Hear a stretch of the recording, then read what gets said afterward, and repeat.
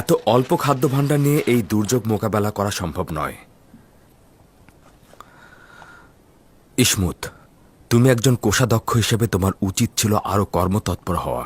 উত্তম পন্থা হলো সবসময় আয়কর বৃদ্ধি করা ও জনগণের কাছ থেকে অধিক রাজস্ব আদায় করা। না, এই পদ্ধতিতে অভাবী লোকদের আরও অভাবী করে তুলবে।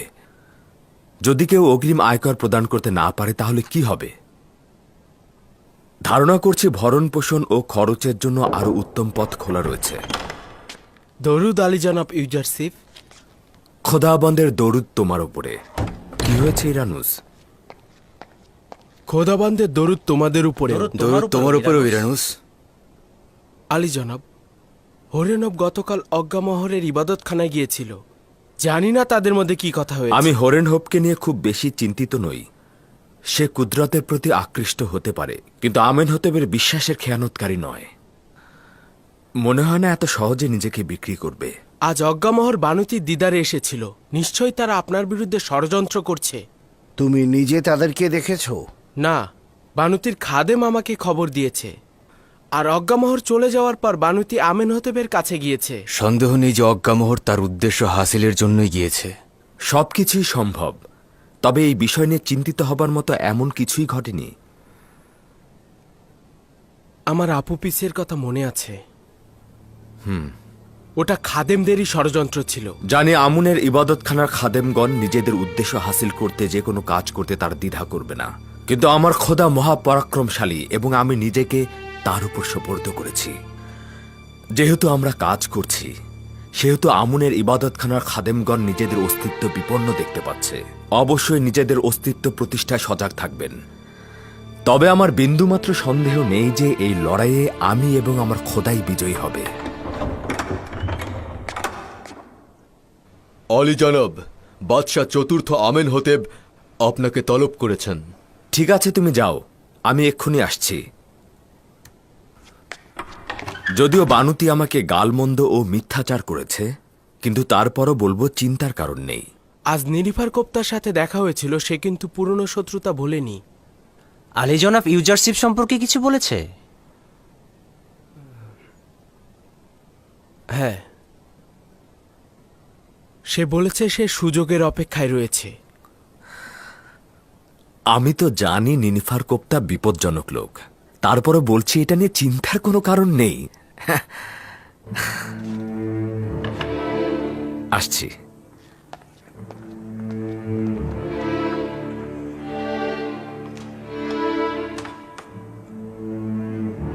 আলী জনাব ইউজারশিপ প্রবেশের অনুমতি চাইছে।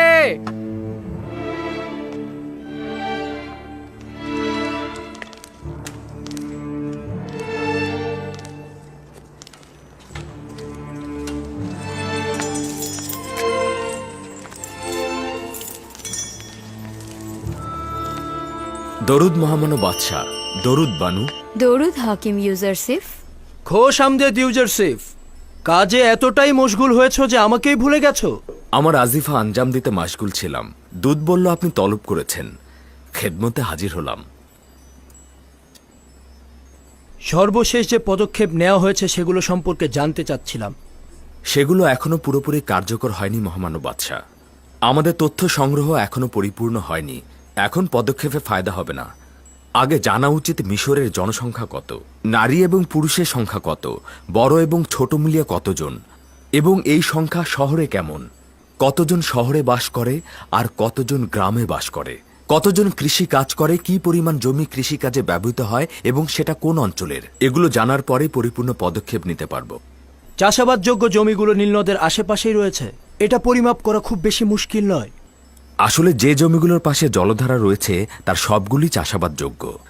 এই নিয়ামতে 7 বছর শুধু নীল নদী পানিপূর্ণ থাকবে না, মহান খোদাবন্দের ইচ্ছায় বৃষ্টি পুরো মিশর দেশের তৃষ্ণা মিটিয়ে দেবে। তোমার একাত্মবাদী খোদা কি আমাদের জন্য কাজ করবে? মিশরের জন্য কি 7 বছর বৃষ্টি ঝরাবে? এতে করে সমগ্র মিশর চাষাবাদের উপযোগী হয়ে উঠবে। আমাদের উচিত সমস্ত কৃষককে বলা যতটুকু সম্ভব গমের চাষাবাদ করতে। আমরা তাদের চাহিদার অতিরিক্ত অংশ উপযুক্ত মূল্য দিয়ে মিশরের হুকুমতের জন্য ক্রয় করব। গম কেনার এ সকল পুঁজি কোথা থেকে সংগ্রহ করব? প্রথমত কর আরোপের অব্যাহতি থেকে, এবং দ্বিতীয়ত জমির মূল্যে গম ক্রয়ের মাধ্যম হতে। যে যতটুকু গম মিশরের হুকুমতে জমা রাখবে সে ঠিক ততটুকু জমি পাবে এবং সেখানে কাজ করবে। এই জমিগুলো ইতিহাসের ধারাবাহিকতায় হুকুমতের পৃষ্ঠপোষকতা করেছে এবং মিশরের বাদশাদের ক্ষমতার জিম্মেদার হয়েছে। ওগুলো দান করে দেওয়া কি ঠিক হবে? তাদেরকে জমি হস্তান্তর করলে আমাদের হুকুমত দুর্বল হয়ে যাবে। আপনার কিন্তু উচিত আমুনের ইবাদতখানার সকল ধন সম্পদের উপর মালিকানা প্রতিষ্ঠিত করা। 3000 বছর অতিক্রান্ত হয়েছে, অথচ এখনো কেউ আমুনের ধন সম্পদ খাদেমদের কাছ থেকে উদ্ধার করতে পারেনি। আমরা কারো কাছ থেকে জোর করে কোনো কিছু গ্রহণ করব না, তারা নিজেরা হস্তান্তর করবে।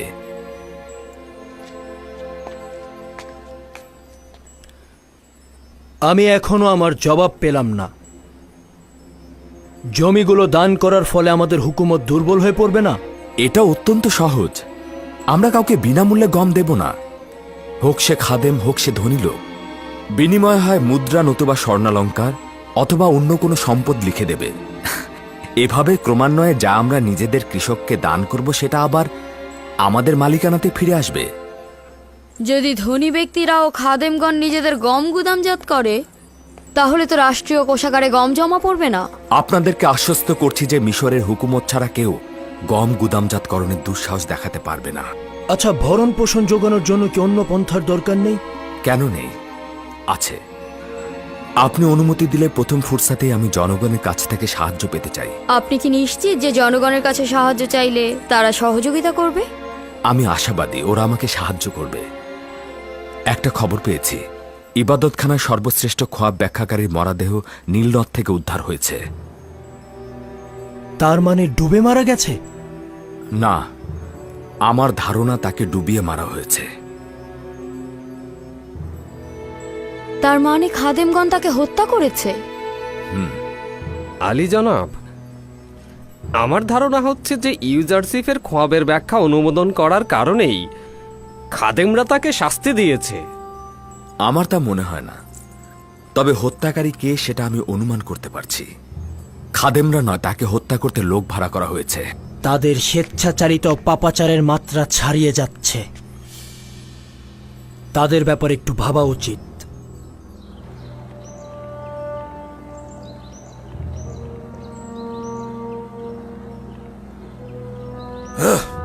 জনগণ একজন কাফেরের খেলনা বস্তুতে পরিণত হয়েছে। একজন বাদশাহ তার খোয়াবের অন্বেষণ করতে গিয়ে সাধারণ জনগণের উপর কি দুঃস্বপ্নই না ডেকে আনছেন।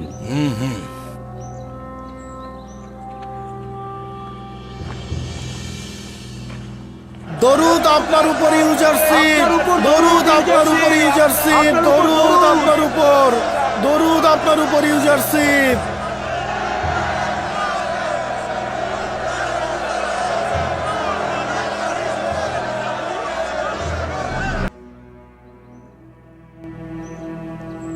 মিশরের জনগণের মহান খোদার নামে এবং সেই খোদার নামে যিনি মিশর ও মিশরের জনগণকে সৃষ্টি করেছেন তার স্মরণে শুরু করছি।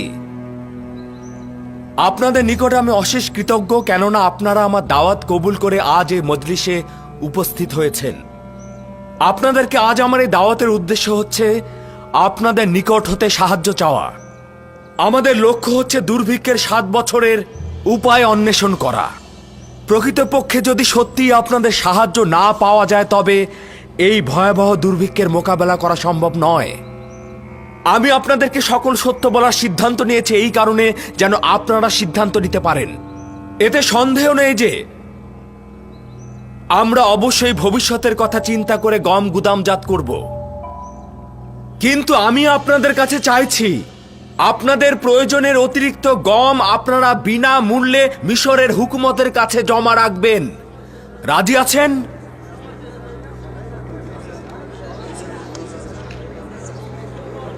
আমরা বুঝতে পারছি যে এটা একটা চালাকি। কেন আমাদের কষ্টের ফসল রাষ্ট্রের কোষাগারে দেব? শুনে রাখো, আমি আমার এক মুঠো গমও কাউকে দেব না। তুমি যদি বিনামূল্যে কাউকে গম দিতে, তুমিও আমাদের মতোই গরিব হয়ে যেতে, সম্পদশালী থাকতে না।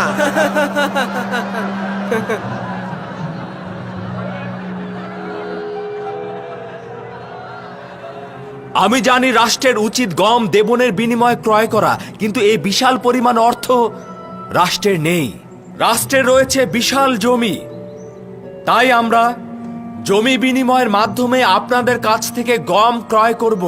আজ আমি এসেছি আপনাদের সাথে পরামর্শ করতে। গুদাম ঘরগুলো কিভাবে বানাবো, শ্রমিক কিংবা মজুর, কারিগর কিংবা দায়িত্ব পালনকারী অথবা প্রতিনিধিকারী, তাদের বেতন ভাতা আমরা কোথা থেকে জোগাড় করব? আর যে সকল কৃষক নিজেদের জমিতে ফসল করবেন তাদের কাছ থেকে কোন হারে গম ক্রয় করব?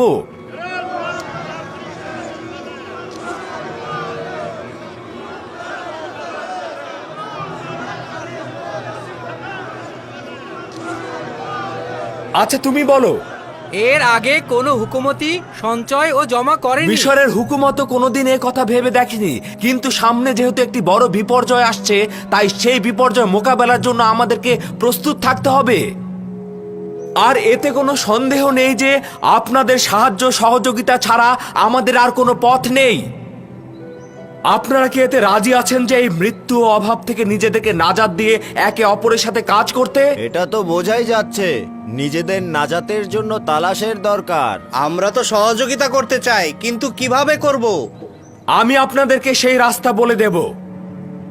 আমি প্রথমে যে বিষয়ে কথা বলতে চাই সেটা হচ্ছে কর। মিশরের অভিজাত ও ধনী সম্প্রদায় প্রতি বছর তাদের নিজেদের আয়ের একটি অংশ আয়কর হিসেবে মিশরের হুকুমতকে দিতে বাধ্য থাকেন। আমরা তাদের আয়কর কিছুটা মওকুফ করব, যারা তাদের আয়কর নির্দিষ্ট সময়ের পূর্বেই প্রদান করবেন, এবং যারা বিগত 4 বছরের আয়কর প্রদান করবেন তাদেরকে 2 বছরের আয়কর মওকুফ করে দেওয়া হবে। এবং কেউ যদি আগামী 7 বছরের কর অগ্রিম প্রদান করেন তবে পরবর্তী 14 বছরের কর তার মওকুফ হয়ে যাবে। আরে এটা তো খুবই ভালো প্রস্তাব। আমরা 7 বছর পূর্বেই আমাদের সব আয়কর দিয়ে দেব। এটি তো আমাদের জন্য লাভজনক। 7 বছর আয়কর দিতে হবে না। হুকুমতের জন্য লাভজনক, এবং এটা দ্বারা মুশকিল আসান হবে। আরেকটি পন্থা অবশ্য রয়েছে, ফেরাউন বা পূর্ববর্তী রাষ্ট্রনায়কদের পন্থা অবলম্বন করা। আর সেটা হচ্ছে পার্শ্ববর্তী রাষ্ট্রে হামলা এবং সেখান থেকে লুণ্ঠনের মাধ্যমে গম ক্রয়ের প্রয়োজনীয় অর্থ সংগ্রহ করা। তবে সেক্ষেত্রে আপনাদের যুদ্ধের জন্য প্রস্তুত থাকতে হবে এবং যুদ্ধে অংশগ্রহণ করতে হবে। তার মানে কি দুর্ভিক্ষে ধ্বংস হওয়ার পূর্বেই আমরা কি নিজেদের যুদ্ধে জড়িয়ে ধ্বংস করে ফেলবো?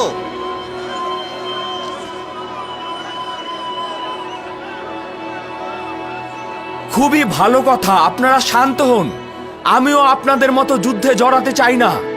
তাই যদি যুদ্ধে জড়াতে না চান তবে আপনাদের অবশ্যই উচিত হবে গম ক্রয়ে সাহায্যের হাত বাড়িয়ে দেয়া।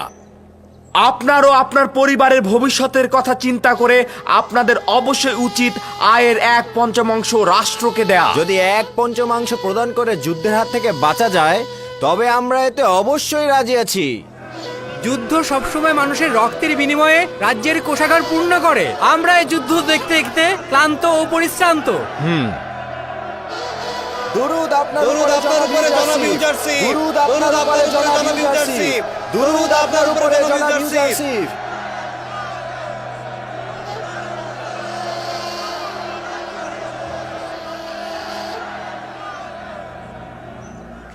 ইউজারশিপ, বাদশার জমিগুলো যদি কৃষকদের নামে বন্টন করে দেয় তাহলে সেটাই হবে ইবাদতখানার বিজয়ের প্রথম ধাপ আর আমাদের প্রথম সুযোগ।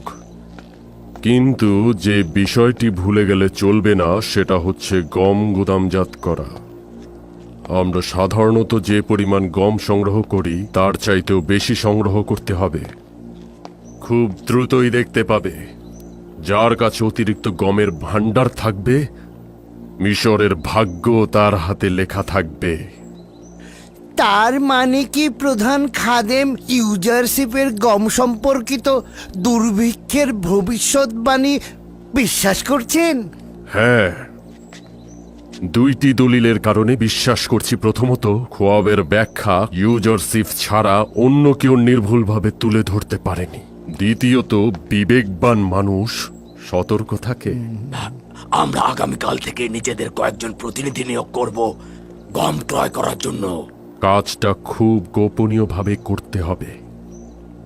যদি ইবাদতখানার গুদাম গমে ভরে ফেলা না হয় তাহলে ভবিষ্যতে কিভাবে ইবাদতখানার স্বাধীনতা হেফাজত করব এবং কিভাবে ইউজারশিপের সঙ্গে লড়াই করব? ইবাদতখানার যদি নিজেদেরই রুটি না থাকে তবে নিঃসন্দেহে ইউজারশিপের সামনে আমাদের মাথা অবনত করে থাকতে হবে।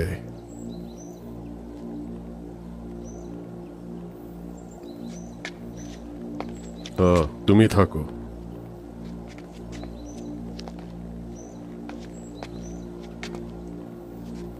একটি গুরুত্বপূর্ণ কাজের জন্য একটি লোক খুঁজে বের করতে হবে। আমার জন্য একটি কাজ আঞ্জাম দিতে হবে। আদেশ শিরোধার্য।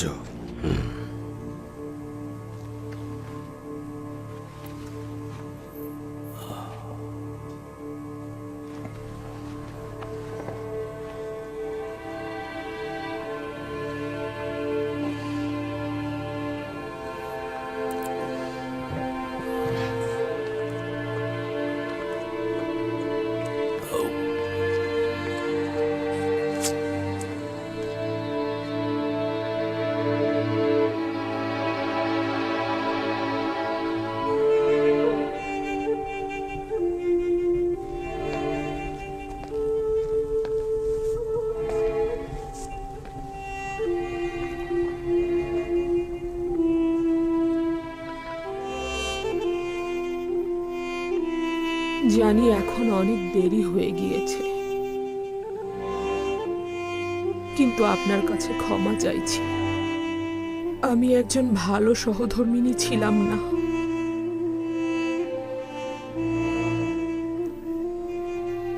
এবং আপনার মর্যাদার মূল্যও বুঝিনি, কিন্তু আপনি সব সময় মহান ছিলেন। এখন এই জীবনের শেষ মুহূর্তে আমাকে ক্ষমা করুন। আমি অনেক অন্যায় করেছি, আমাকে ক্ষমা করে দেবেন। তুমি আর আমি, আমরা দুজনেই ইউজারশিপের উপর জুলুম করেছি। আফসোস, যদি ইউজারশিপ এখানে থাকতো ক্ষমা চেয়ে নিতাম।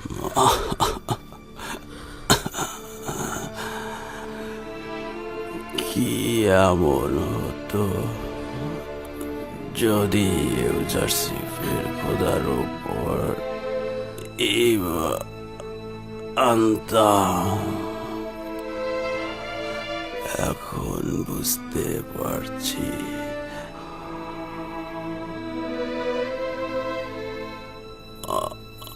অনেক দেরি হয়ে গেছে।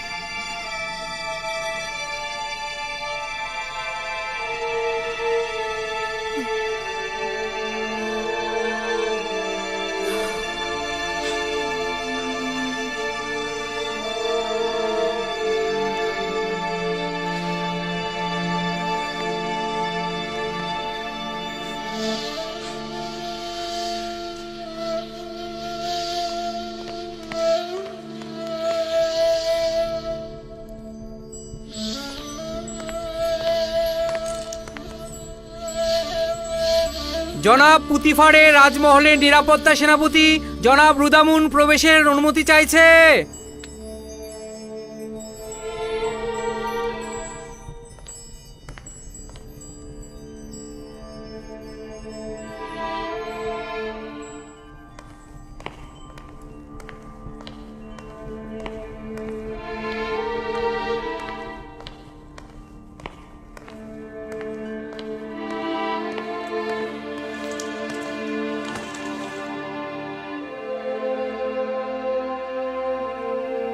আলী জনাব, একটা দুঃসংবাদ রয়েছে।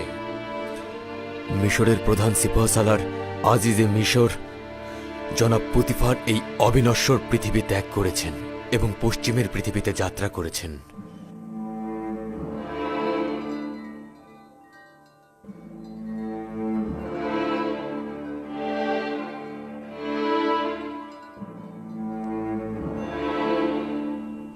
পুতিফার একজন মহান ব্যক্তি ছিলেন।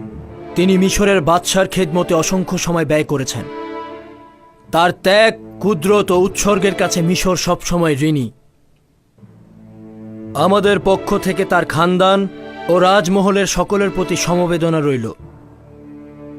আমরা তার পশ্চিমের দুনিয়ায় যাত্রা অনুষ্ঠানে অংশগ্রহণ করব।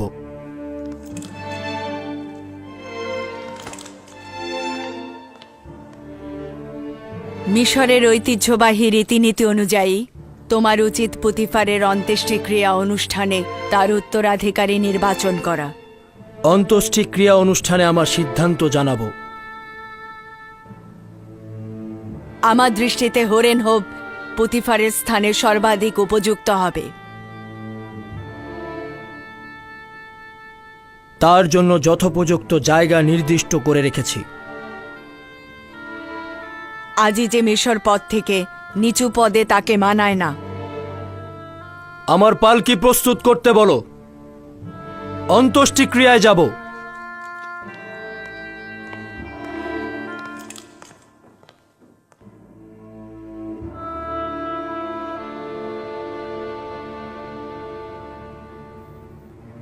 দশ থলে।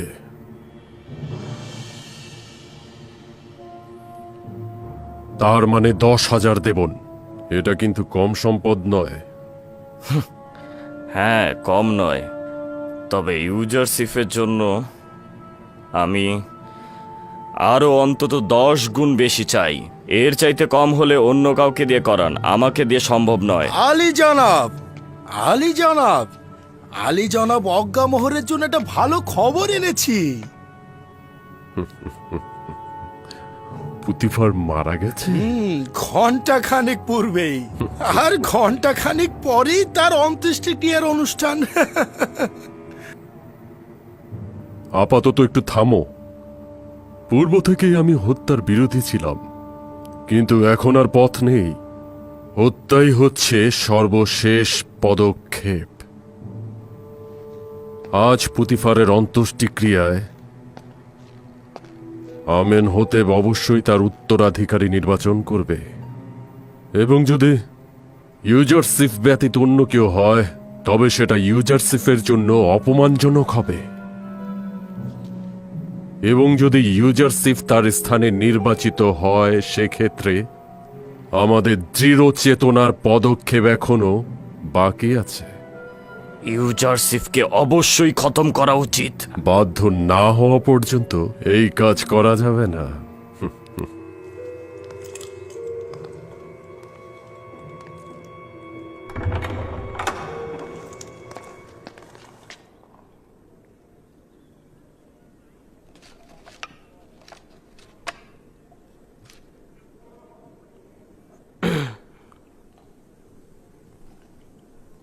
হে খোদার নবী, বাইরের দুনিয়ার খবর রাখেন। আলী জনাব পুতিফার দুনিয়া ত্যাগ করে পশ্চিমের জগতে চলে গেছেন। হ্যাঁ, পুতিফার মারা গেছেন?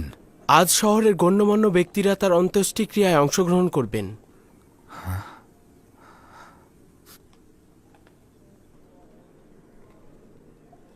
খোদাবন্দ পুতিফারের উপর রহমত বর্ষণ করুক এবং ভুলগুলো ক্ষমা করে দিক। তিনি একজন ভালো লোক ছিলেন। আমি সত্যি তার কাছে ঋণী। তিনি আমার জন্য অনেক কিছু করেছেন।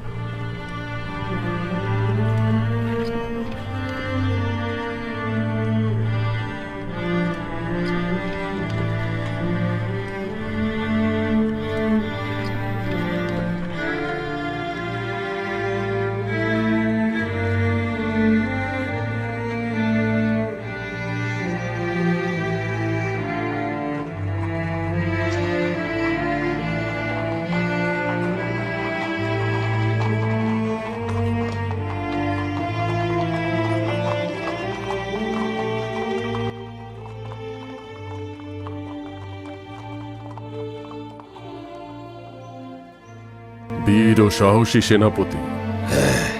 বিভিন্ন যুদ্ধে সে পুতিফারের ডান হাত ছিল। পরাজয় কি সে তা জানে না। সে তার বীরত্ব দিয়ে অনেক যুদ্ধের ভাগ্য পরিবর্তন করেছে। আমেনহোতেবের উচিত পুতিফারের জায়গায় হরেনহোপকে নির্বাচিত করা। জনাব হরেনহোপ পুতিফারের উত্তরসূরি হিসাবে সর্বোৎকৃষ্ট হবে। কিন্তু আমি তার নির্বাচিত হওয়া নিয়ে সন্দেহ পোষণ করছি। জনাব আমেনহোতেবের পছন্দের তালিকায় তো ইউজারশিপ রয়েছে।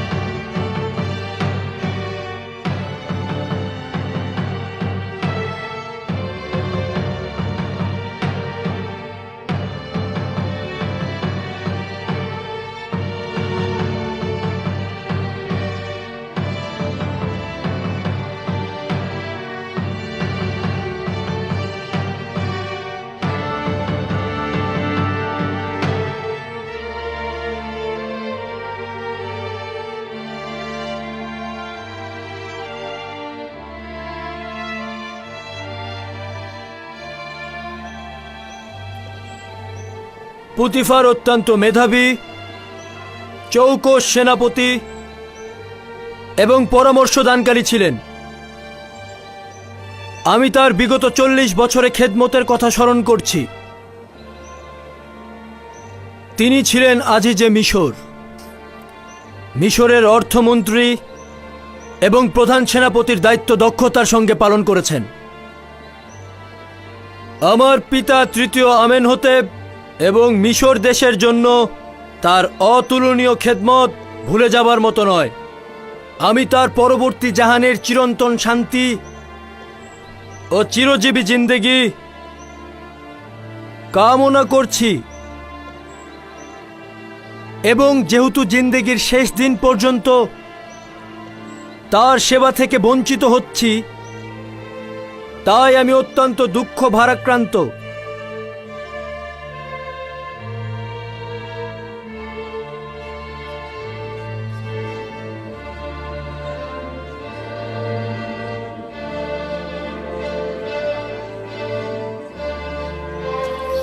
খোদাগণের ইচ্ছায় ধরে রাখো, আজকে ইউজারশিপের পরাজয়ই হবে। হরেনহোপ তার উপস্থিতি দ্বারাই ইউজারশিপের সকল কর্মকাণ্ড ন্যস্ত করে দেবে।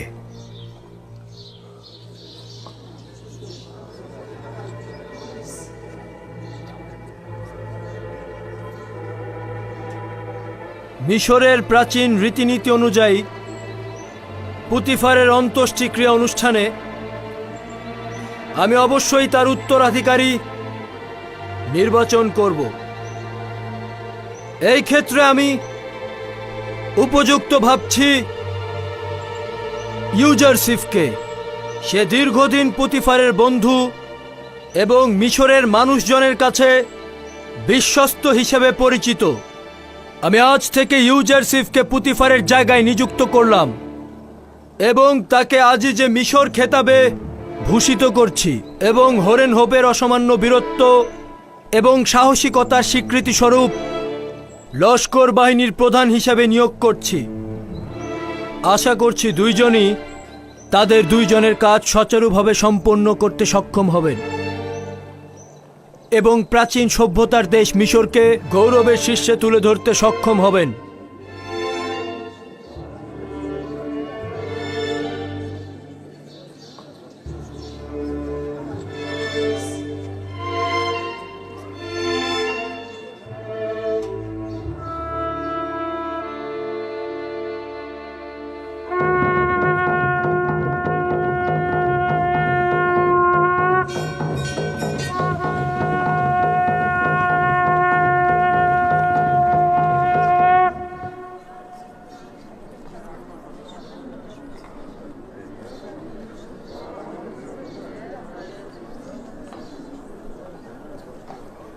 ইউজারশিপ একজন ভিনদেশী, কিন্তু হরেনহোপ এই মাটিরই সন্তান।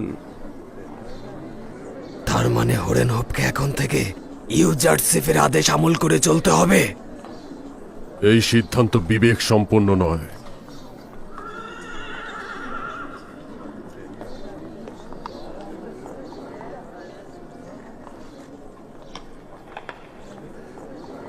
এরা নিজেদের স্বার্থ হাসিলের জন্য এখানে এসেছেন।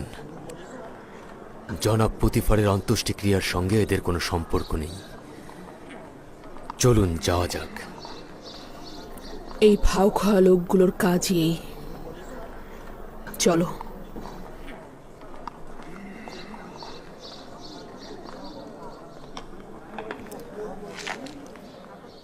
রওনা হও।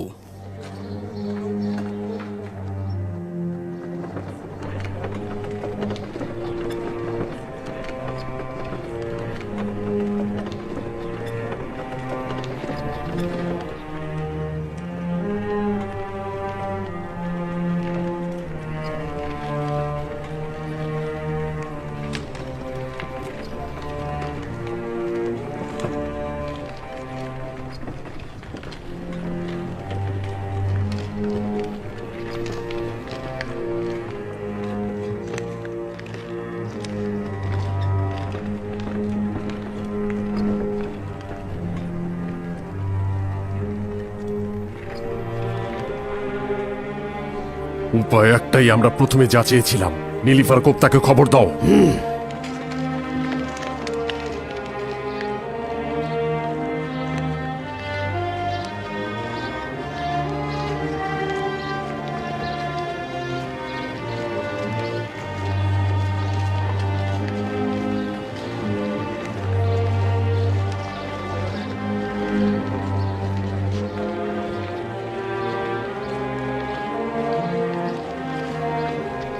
জনাব হরেনহোপ, এটা ইনসাফ হয়নি। জনাব পুতিফারের উত্তরসূরি হবার যোগ্যতা শুধু আপনারই রয়েছে। সম্ভবত আপনার কথা সত্যি হয়ে থাকতে পারে, কিন্তু আমি একজন সামরিক বাহিনীর লোক। কৃষি ও অর্থ মন্ত্রণালয় সম্পর্কে আমার কোনো অভিজ্ঞতা নেই। অতএব স্বীকার করে নেওয়া উচিত, আমেনহোতেব আমার জন্য সর্বশ্রেষ্ঠ জায়গাটাই ঠিক কি করেছে। বলছেন আপনি? আপনি তো মিশরের লস্কর বাহিনীর প্রধান। আপনার অভিজ্ঞতা অনেকের চাইতেই বেশি। আপনারা ভালো থাকবেন। তারই এই পদের যোগ্যতা ছিল।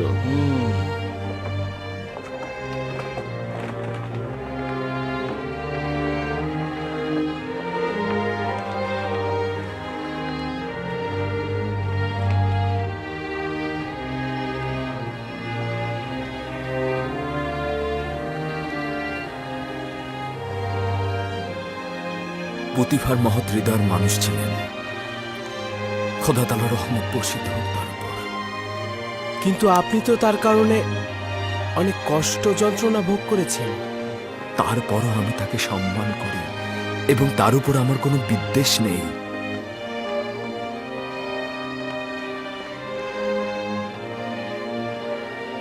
হায় আফসোস, যদি তাকে আমার পূর্বপুরুষ ইব্রাহিম খলিলের দিনের দিকে দাওয়াত করতাম।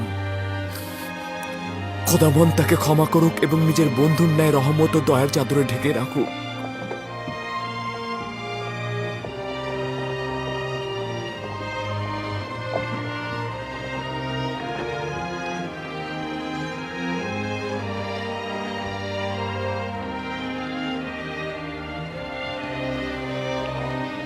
চলো, রওনা করো।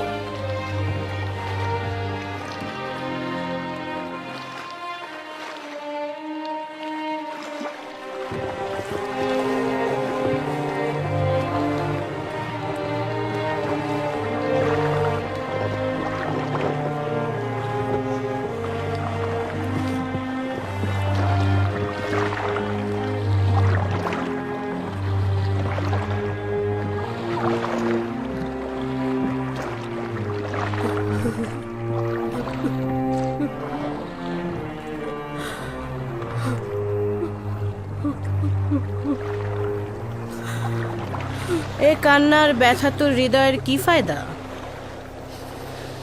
যখন পুতিফারের প্রতি চিন্তা করা দরকার ছিল তখন করেননি, যখন তাকে ভালোবাসা উচিত ছিল তখন বাসেননি।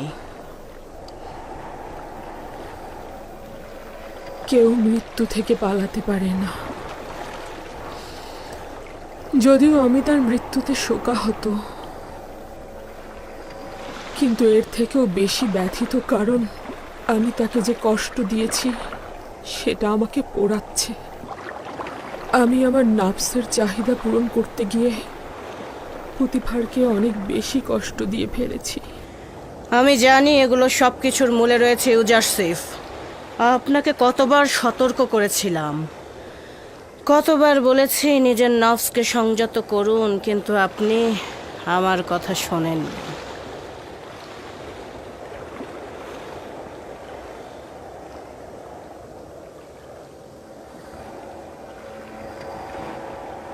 না, ইউজারসিফের কোনো রকম কোনো দোষ নেই। আমি তার বিরুদ্ধে ষড়যন্ত্র করেছিলাম। আমি গুনাহগার। পুতিফারের সাথে যেমন বদ আচরণ করেছিলাম, ইউজারসিফের সাথেও।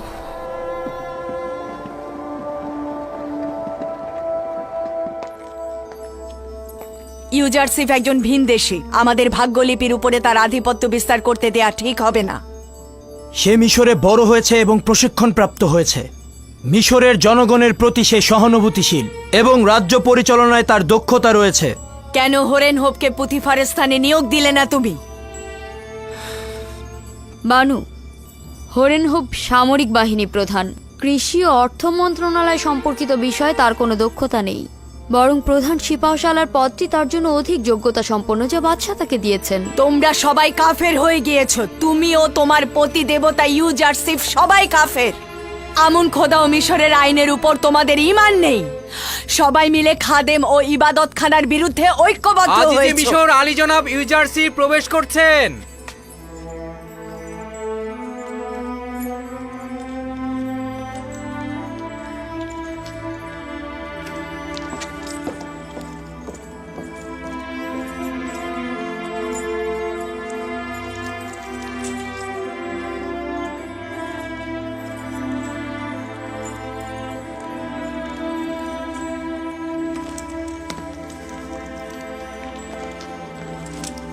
দরুদ মিশরের শক্তিশালী ও দয়ালু বাদশাহ। দরুদ আজিজে মিশর হাকিম ইউজারসিফ।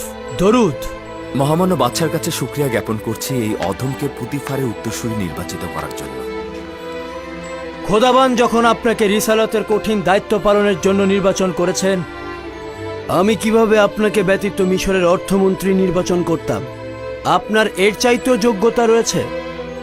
আপনি আমার নিকট প্রজ্ঞাবানদের পরিচালক, জ্ঞানী, বিশ্বাসী ও বিশ্বস্ত। মিশরের অর্থমন্ত্রীর ভবিষ্যতের অনাগত লড়াইয়ের জন্য আপনার চাইতে ভালো আর কাকেই নির্বাচন করতাম? আমার মহামান্য বাদশার অসীম দয়ার প্রতি কৃতজ্ঞতা জ্ঞাপন করছি এবং ওয়াদা করছি আপনার বিশ্বাসের যথার্থ মর্যাদা আমি রাখতে পারব।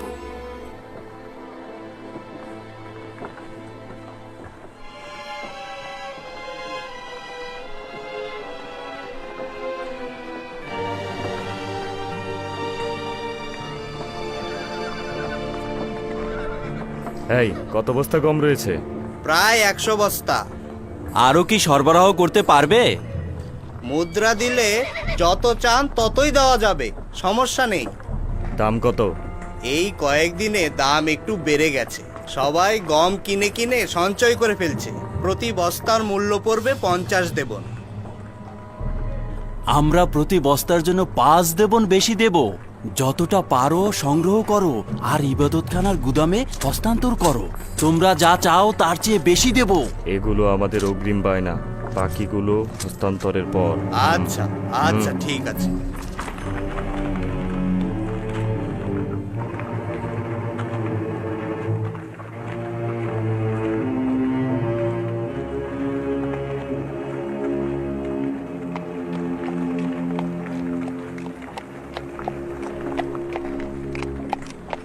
আজ আমরা একটি বড় ধরনের গম লেনদেন পর্যবেক্ষণ করেছি। খাদেমগণও গম গুদামজাত করতে চাইছে। আর ধনী ব্যক্তিরাও অধিক মুনাফা লুটতে চাইছে। তাহলে হরেন হোপ কি করছে? কেন সুযোগ সন্ধানী মুনাফাখোরদের বিরুদ্ধে পদক্ষেপ নিচ্ছে না? আমার মনে হয় তারা খুব ভালোভাবে উপলব্ধি করছে যে ভবিষ্যতে যুদ্ধ হবে, এবং সেটা গম নিয়ে যুদ্ধ। কিন্তু আমি এদের গুদামজাতকরণে চিন্তিত নই। খাদেমগণ ও ধনী ব্যক্তিগণ এই গুদামজাতকরণের মাধ্যমে নিজেদের পরাজয় ডেকে আনছেন। এই অবস্থায় আমরাও যদি সঠিকভাবে গুদামজাতকরণ করতে পারি তবে তাদের পরাজয় নিশ্চিত। স্বীকার করতে বাধ্য হচ্ছি যে আপনার উদ্দেশ্য সঠিকভাবে বুঝতে পারছি না। গম গুদামজাত করার মাধ্যমে কিভাবে খাদেমদের পরাজয় ডেকে আনবেন এবং কিভাবে আমাদের সফলতা ও বিজয় নিশ্চিত করবেন? কিভাবে গুদামজাত করছি এটাই মূল বিষয়। তারা যে প্রক্রিয়ায় গম সংরক্ষণ করছেন তাতে 2 বছরের বেশি টিকে থাকা সম্ভব নয়। তাদের গম পচে নষ্ট হয়ে যাবে, কিন্তু আমরা আমাদের পদ্ধতিতে এই গমকে 7 বছর সতেজ রাখতে পারবো। ইউজারসিফ এমনভাবেই কথা বলে যেন আমাদের বিশ্বাস বৃদ্ধি পায় ও দ্বিধাগ্রস্ত দূর হয়ে যায়। আর এই গম সংরক্ষণের রহস্যটা কি তা কিন্তু আমি এখনো কাউকে বলিনি। আমি এই রহস্য আমার খোদার কাছ থেকে শিখেছি। যদি মহামান্য বাদশাহ জোরাজোরি করেন তবে অবশ্যই আমি বলতে বাধ্য। তবে আমি চাই যে এই বিষয়টি আমার কাছেই গোপন থাকুক। আমার উপর বিশ্বাস রাখুন। আমি তোমার প্রতি পূর্ণ বিশ্বাস রাখছি। যদি কল্যাণ মনে না করো তবে বলার দরকার নেই। আমার আশা ইবাদতখানার প্রভুদের পরাজয়, আমুনের ধ্বংস এবং খাদেমদের আইনের পরিসমাপ্তি।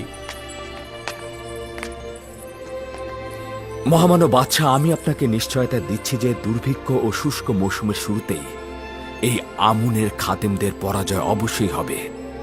আমি ছোটবেলা থেকে আমুনের ইবাদতখানা এবং অন্যান্য ইবাদতখানার খাদেমদের দাম্ভিকতার সাক্ষী ছিলাম, এবং দিনের পর দিন ওদের উপর আমার অভিশাপ বেড়েই চলেছে। যতক্ষণ পর্যন্ত না আমুন ও তার খাদেমগণদের কুদরতের পালকি থেকে টেনে নামাচ্ছি, আমি শান্ত হচ্ছি না। আপনার সাথে আমি পুরোপুরি একমত, এবং এই মাকসাদে পৌঁছানোর জন্য প্রস্তাব করছি যে প্রথমে আমুনের স্থায়িত্বের ভিত্তিকে ধ্বংস করবেন, অতঃপর আমুনকে।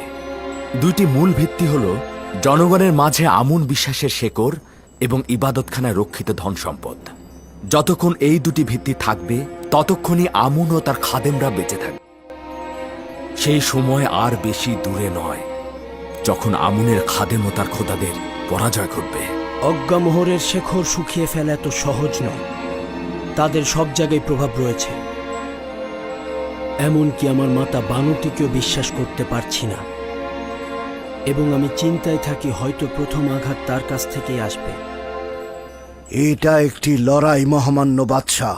গোয়েন্দা বৃত্তি ও সংবাদ সংগ্রহ একটি সাধারণ ঘটনা। এমনকি এও সম্ভাবনা রয়েছে যে হত্যা করে নিশ্চিহ্ন করে দিতে পারে। যেমন করে ইতোপূর্বে খাদেমগণ কর্তৃক মরহুম বাদশাহ ও তার পরিবারকে হত্যার চেষ্টা করা হয়েছিল।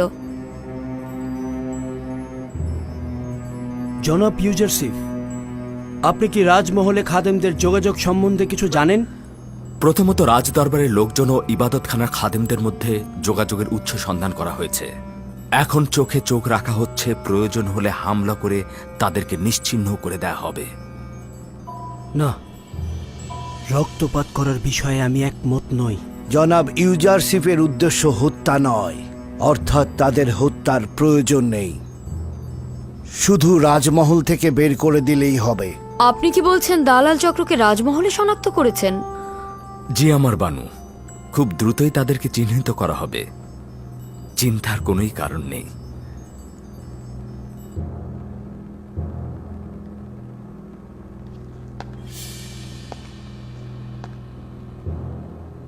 যখন সে রাজ দরবার থেকে বের হবে, নীলিফার তাকে খবর দিয়ে দেবে।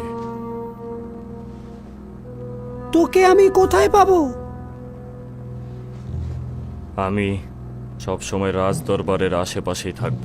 চোখ ঘুরালেই আমাকে দেখতে পাবেন। উপযুক্ত ফুসতে কাজটা সেরে ফেলবি, ঠিক আছে?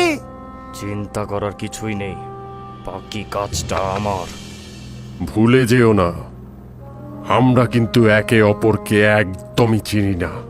নিশ্চিন্তে থাকতে পারেন আলী জনাব।